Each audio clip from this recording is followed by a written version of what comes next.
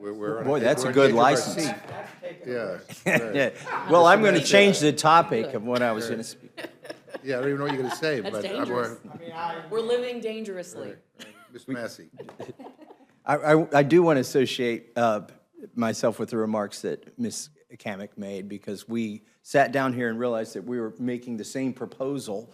It must mean it's a great proposal to change the rules. The American people, this proposal is for the American people. I haven't found a single American who disagrees with this proposal. In fact, I'm a little bit embarrassed at how modest it is, because back home they're going to say that doesn't go far enough. Yet here, I'm afraid it's going to seem radical and take a lot of work to convince people to adopt it. But it would increase the integrity of this House, and the work product would be better that comes out of it. My amendment is simple.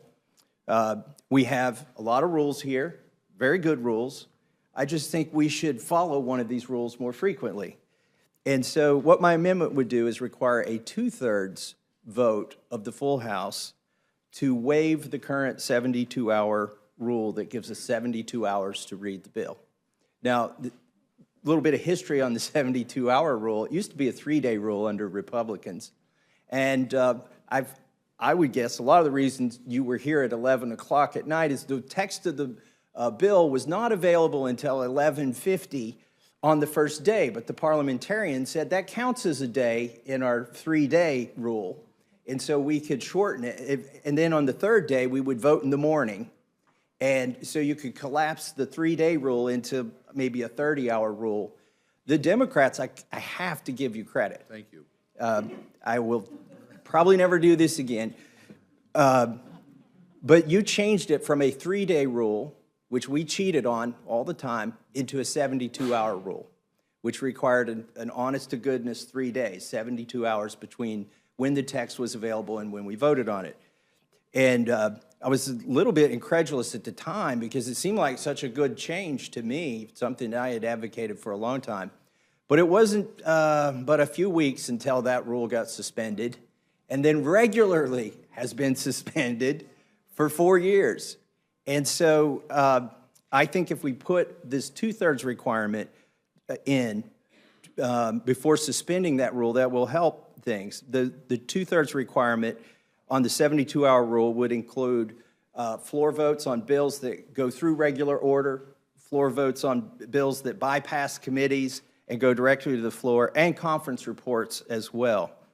I had a chairman of a committee that I served on once, and he committed candor, so I won't give you his name. He might be prosecuted for candor. That's a sin in Washington, D.C. He had a bill ready right before August recess, and we asked if we could, members of the committee asked if we could get a little peek at that bill because we were going to vote on it when we came back from August recess. And he said, legislation is like roadkill. The more it sits out, the more it gets picked apart. And so we didn't get to see the bill until we came back from August recess. He was being honest. Now, that's the view from inside of Congress. I don't know why a chairman would call his own bill roadkill, but what he's saying, what he's conceding is that when you open a bill up to public scrutiny, the bad things in it will be found.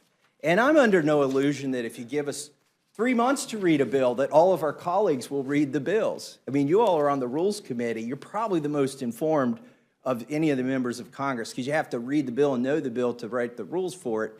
But our colleagues aren't going to read all these bills, but their constituents, if we give them 3 days, 72 hours, the bill text goes up, the media can report on it, and then by the third day, we have that vote, and there's a chance to get this feedback mechanism going that is so important in a republic like ours, or democracy, whatever you want to call it, representative democracy.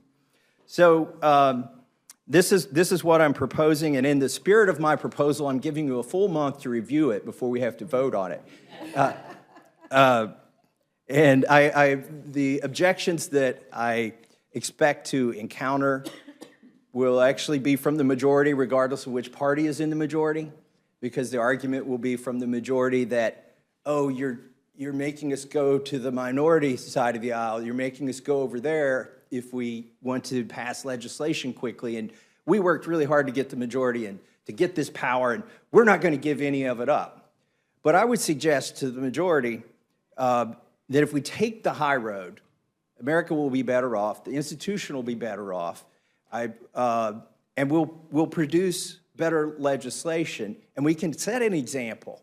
If we buckle up and do this for 2 years, regardless of who has the majority next time, it'll be hard to undo this because the American people will get used to it, and they will demand that, you know, maybe we don't read the bills, but we have time to read the bills, that they have time to read the bills before we take action on the part of 750,000 constituents back in our district. So I urge the adoption of this amendment, and thank you for indulging me. Well, thank you all.